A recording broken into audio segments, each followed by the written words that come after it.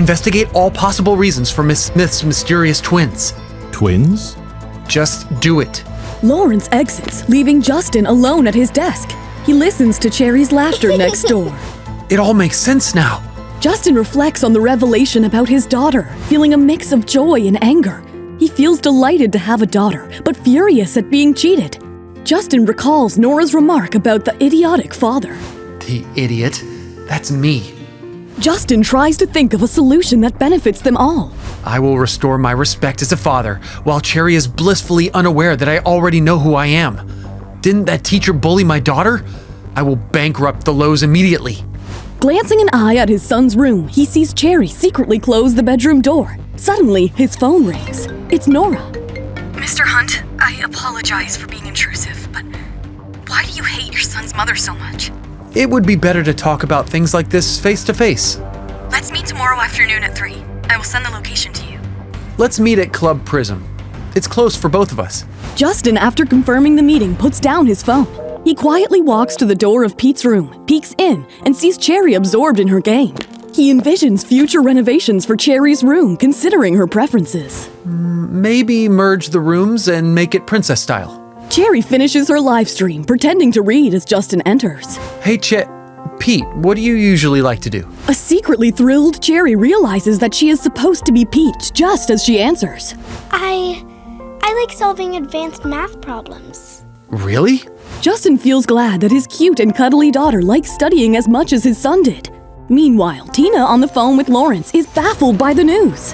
What do you mean Mr. Hunt didn't argue with his son? How is that possible? That's what I said. Mr. Hunt looked proud when he realized the little mister was live streaming. I am not disappointed. Don't worry, I get it. You were thinking of seducing Mr. Hunt. Too bad he didn't add you on Facebook or whatever else you wanted. Your words are too direct and awful. Lawrence drops the bomb Justin asked him to deliver. Oh, I almost forgot. Mr. Hunt has a message for you. What is it? He has decided NYC General Hospital doesn't need a chief of surgery with ulterior motives. No place among the Hunt's private doctors anymore. Start looking for alternative employment, Dr. York. Tina is left speechless. Before she could respond, Lawrence hangs up, leaving her in deafening silence. I can't let my reputation be ruined. Later that night, Tina heads to the Smith house for Ian's routine checkup. She takes out the carefree pill and places it in a luxurious gemstone box. She then puts it in her purse and enters the Smith house to find Dr. Lincoln and Joel waiting. Dr. York, we invited Dr. Lincoln for Uncle Ian's checkup.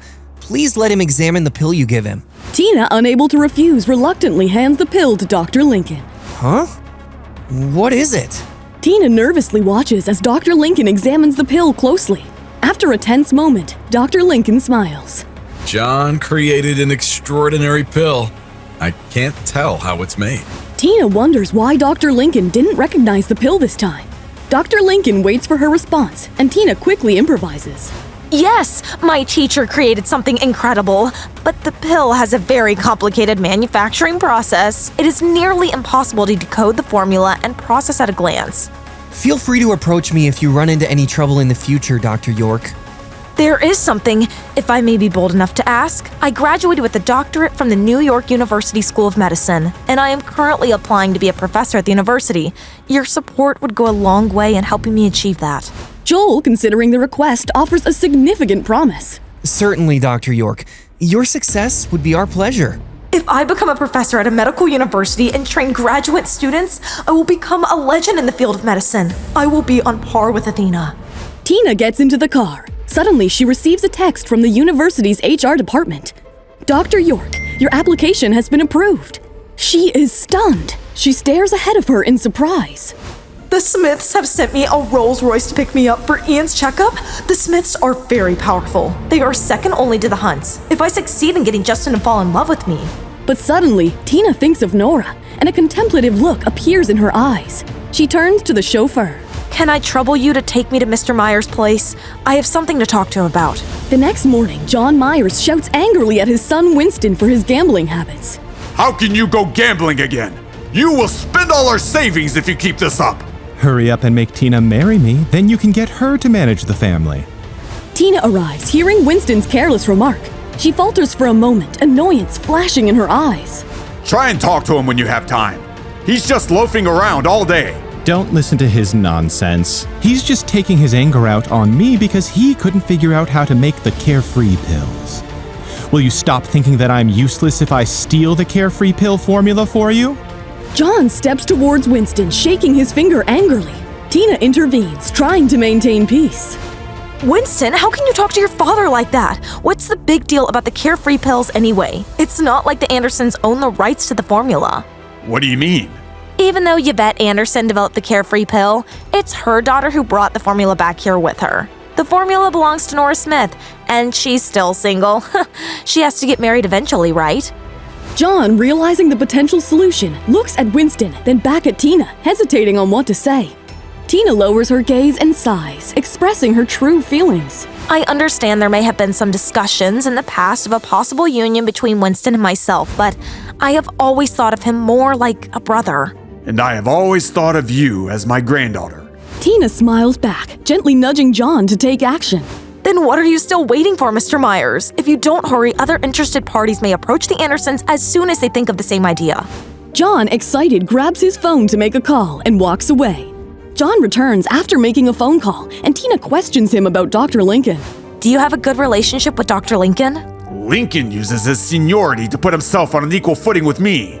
He thinks too highly of himself. Tina, realizing John didn't ask Dr. Lincoln for a favor, wonders who covered for her.